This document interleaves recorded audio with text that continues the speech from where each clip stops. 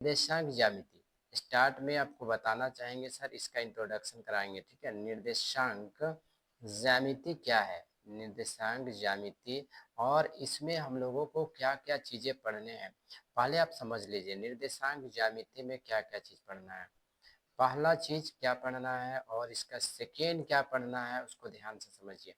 पहला जो आपको पढ़ना है वो आपको दूरी सूत्र क्या पढ़ना है, ध्यान से सुनिएगा सर। दूरी सूत्र, दूरी सूत्र से रिलेटेड क्वेश्चन पढ़ना है। दूसरा आपको पढ़ना है विभाजन सूत्र से रिलेटेड क्वेश्चन। ठीक है, देखिए विभाजन सूत्र, विभाजन सूत्र से रिलेटेड क्वेश्चन। तो दूरी सूत्र में क्या होगा सर, ध्यान से सुनिए। दूरी सूत्र में आपके पास आएगा इस प्रकार का अंडर रूट, क्या आएगा, अंडर रूट लिखा हुआ रहेगा। अंदर में लिखा हुआ रहेगा x2 माइनस x1 का होल स्क्वायर प्लस ब्रैकेट बंद y2 माइनस y1 का होल स्क्वायर।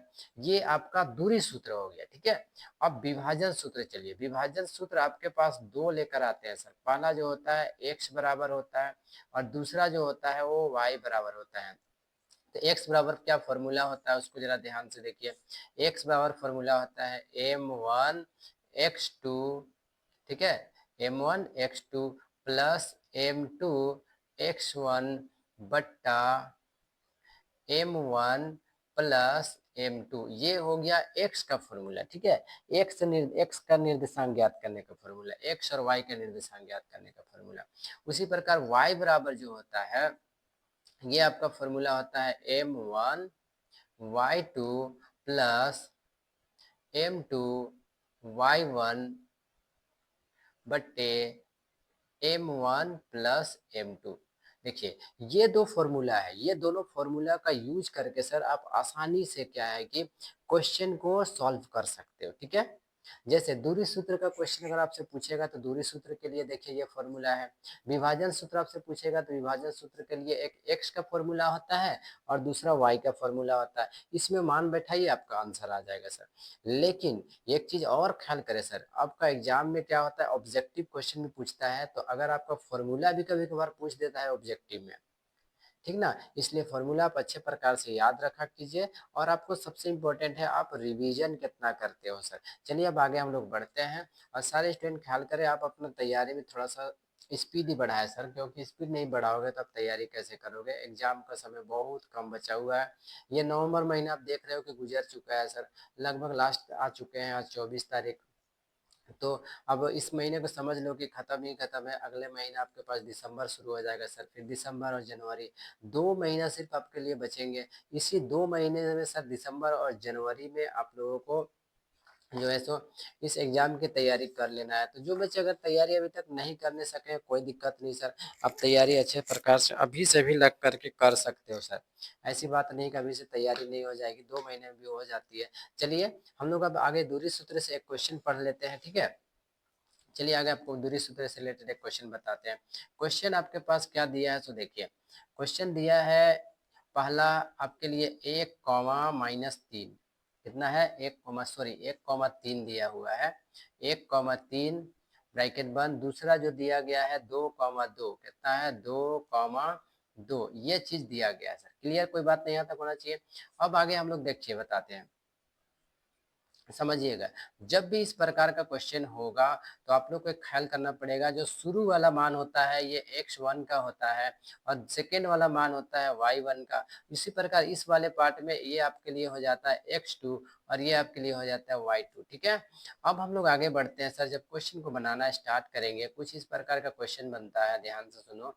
आपको हल लिखना पड़ेगा और हल लिखने के बाद आप लोगों को एक लाइन, सबसे पहले जो क्या करना है, एक लाइन आप सीधा सा ऐसे खींच लीजिए और इस लाइन में क्या करोगे, ध्यान से सुनना, दोनों साइड में कुछ इस प्रकार का एक आप बिंदु बना लीजिए और एक साइड में आप ए लिखिएगा, एक साइड में आप बी लिखिएगा। ए का मान देखो क्या दिया गया है, 1 कॉमा 3 दिया गया है, इसको बैठा दीजिए। एक साइड में आपके लिए दिया गया है 2 कॉमा 2, आप इसको भी बैठा दीजिए। अब ध्यान दीजिए कि ये जो दिया गया मान है, एक आपका x1 का है और एक आपका y1 का मान है, ये आपका x2 है और एक y2 है। तो हम लोग यहाँ पर लिखेंगे दिया है, ठीक है, ध्यान से समझिए और आगे भी सर इसका प्रैक्टिस कीजिए और भी क्वेश्चन को प्रैक्टिस कीजिए, इससे से रिलेटेड आप आसानी से बना पाइएगा सर। तो यहाँ पर हम लोग देख करके लिख लेंगे x1 बराबर, ठीक है, x1 बराबर 1 दिया गया है, और फिर आपके लिए x2 बराबर आपके लिए 2 दिया गया है।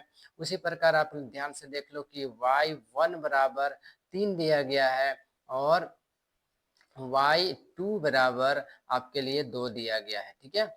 इस क्वेश्चन को अब हम लोग दूरी सूत्र, इसका दूरी ज्ञात करने बोला है, ठीक है, इसका दूरी ज्ञात करने बोला है, तो हम लोग दूरी चलिए ज्ञात करते हैं। लिखेंगे दूरी, ध्यान से देखो, दूरी ए बी बराबर, क्या लिखेंगे, दूरी ए बी बराबर, ए बी बराबर लिखने के बाद हम लोग इसमें मान बैठाते हैं। ध्यान से देखिएगा, पहला जो आपको स्टार्ट करना है, कुछ इस प्रकार का फॉर्मूला लिख लेना है, ठीक है। क्या लिखना है, फॉर्मूला लिखना है। सबसे पहले आप फॉर्मूला लिखो, कैसे लिखोगे, देखिए, x2 माइनस x1 का होल स्क्वायर प्लस ब्रैकेट बंद y2 माइनस y1 का होल स्क्वायर, ये आपका दूरी सूत्र बैठा दिए। अब इसी दूरी सूत्र में आपको क्या करना है सर, मान बैठा देना है। चलिए मान भी बैठा करके आपको दिखाते हैं। फिर से आप अंडर रूट करोगे, ठीक है, अंडर रूट करने के बाद फिर से इस प्रकार का एक लाइन खींचते हुए मिला लोगे। अब इस पे मान बैठाना स्टार्ट करो, यहाँ से देख देख के बैठाना है सर, कुछ नहीं, जो मान आपको लिखे हो उसी को बैठा देना है। x2 कितना दिया गया, देखिए 2 है, माइनस x1 कितना है, 1 है, तो 1 का क्या कर दीजिए, स्क्वायर कर दीजिए, प्लस ब्रैकेट बंद y2 देखिए यहाँ पर कितना दिया गया है, 2 है, तो 2 बैठा दीजिए, माइनस y1 का मान आप चेक कर सकते हो, यहाँ पर y1 का मान कितना दिया गया है, 3, तो आप क्या बैठाओगे सर, 3,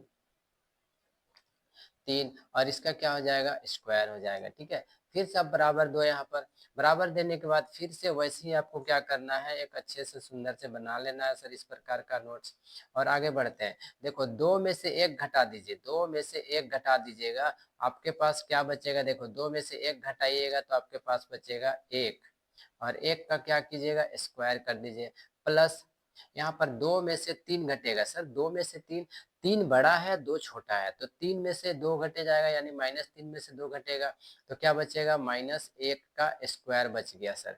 अब अगला स्टेप ध्यान से देखो क्या करना है सर, देखिए अब हम लोग कुछ इस प्रकार का बना लेंगे फिर से, और फिर वही काम, 1 का स्क्वायर, सभी स्टूडेंट जानते हो, यहाँ पर देखो 1 का स्क्वायर मतलब क्या हुआ सर, 1 गुने 1, और 1 का स्क्वायर का 1 गुने 1 कितना आएगा, 1, तो यहाँ पर हम लोग क्या लिखेंगे, 1 प्लस, अब 10th क्लास के स्टूडेंट हो, इतना सा तो आप लोग को आना चाहिए सर, ठीक है। -1 का स्क्वायर है, देखिए अब -1 का स्क्वायर है, तो -1 का स्क्वायर का क्या मतलब हुआ, -1 गुने -1।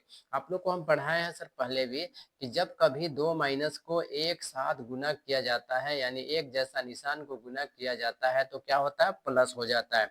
यानी माइनस को और माइनस को जब आप गुना करोगे तो क्या होगा, प्लस। उसी प्रकार प्लस को और प्लस को भी अगर आप गुना करते हो सर, ठीक है, प्लस प्लस को भी गुना करते हो तो भी क्या होगा, प्लस ही होता है। यानी नियम है, एक जैसा निशान को गुना किया जाए तो प्लस होता है, अलग निशान को गुना किया जाए तो माइनस होता है। जैसे 1 का स्क्वायर 1 हो गया, -1 का स्क्वायर, अब -1 और -1 को गुना कर दो, तो ध्यान से देखो होगा क्या सर, ये माइनस और ये माइनस गुना हो गया तो क्या हो गया, प्लस। एक एकम क्या हो गया, 1, यानी ये भी कितना आ गया, +1 ही आया। तो हम लोग इसको कहेंगे कि ये भी कितना आया है, +1 आया।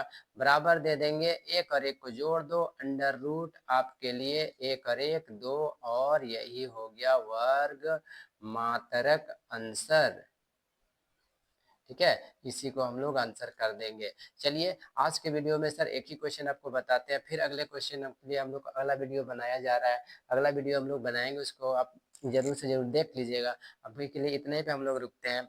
चलो अगला वीडियो जरूर देख लीजिएगा सर। Thank you.